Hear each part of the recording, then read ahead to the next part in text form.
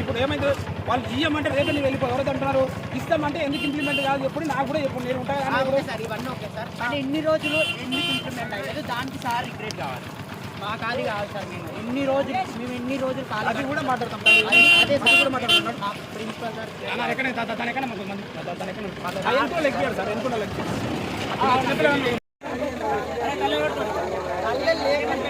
కొట్టండి చెప్పండి తలలు కొట్టండి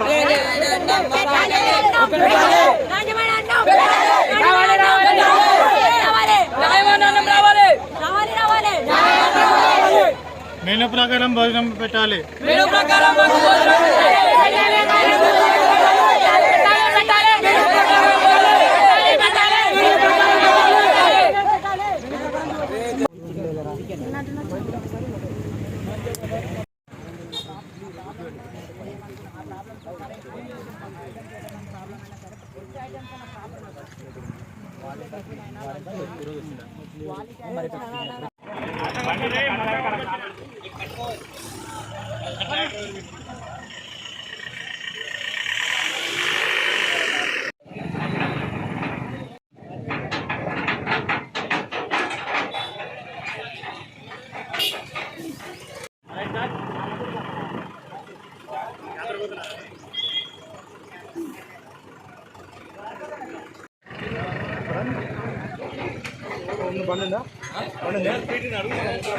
పొద్దుగా వెళ్ళిపోతుంది అసలు పోయి చెమటలు వచ్చినారు దూపగా అయితే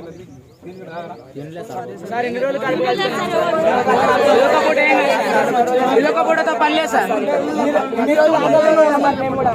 సార్ నేను చెప్తాను సార్ ఏం చెప్పండి నాకు ఇబ్బంది అవుతుంది చెప్పండి నేను వాళ్ళ కోసమే చెప్తున్నాను సార్ కావాలంటే ఏదో ఒక ఓపెన్ గ్రౌండ్ లో పోయి కూర్చున్నాం సార్ ఈ నుంచి అయితే స్కూల్కి అయితే వెళ్ళాం సార్ నా పేరు సిద్ధార్థ. నేను ఇక్కడ కేడిదొడ్డి ఎంజేపీ గురుకుల కాలేజీలో సెకండ్ ఇయర్ చదువుకుంటున్నాను. ఇక్కడ స్కూల్ కాలేజ్ అని కలిసి ఉంటాయన అక్కడ మాకు ఫుడ్ సమస్య ఉంది.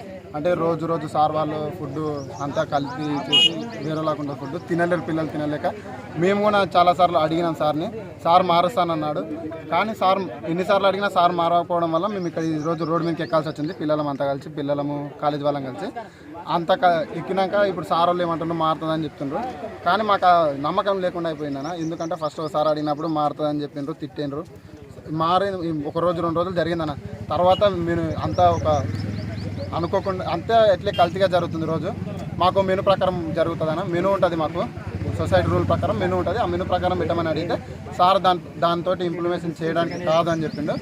కాదంటే సరే సార్ మీరే మెనూ తయారు చేసుకొని పెట్టండి అంటే అట్లా కూడా కాదని చెప్పిండు సార్. కాదని చెప్పినాక మేమేం చేసినాం, సరే సార్ కాదంటుండ్రు. మరి ఇప్పుడు సమస్య పిల్లలు తిని చదువుకోలేకపోతుండ్రు. ఇంకా మాకు పబ్లిక్ ఎగ్జామ్ ఉంది ఇంకొకటి 20 days అయితే. ఆ పబ్లిక్ ఎగ్జామ్లో మేము కాన్సన్ట్రేట్ చేసి చదువుకొని మంచిగా మార్క్స్ స్కోర్ చేసుకొని బయటికి వెళ్ళి ఉద్యోగాలు చేయాలన్నా ఇప్పుడు మాకు శక్తి కావాలి. శక్తి బయటికి వెళ్ళి బతకడానికన్నా శక్తి కావాలి కదా. తిండి లేకుండా శక్తి కావాలంటే రాదన్న.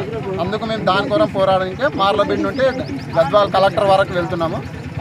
ఇప్పటికి 5 కిలోమీటర్ల దూరం వచ్చినాం మేము. ఇప్పుడు వెళ్ళాలనుకున్నాం. ఇప్పుడు SI sir Darur SI sir Vijay Kumar sir వచ్చి ఆపిండు.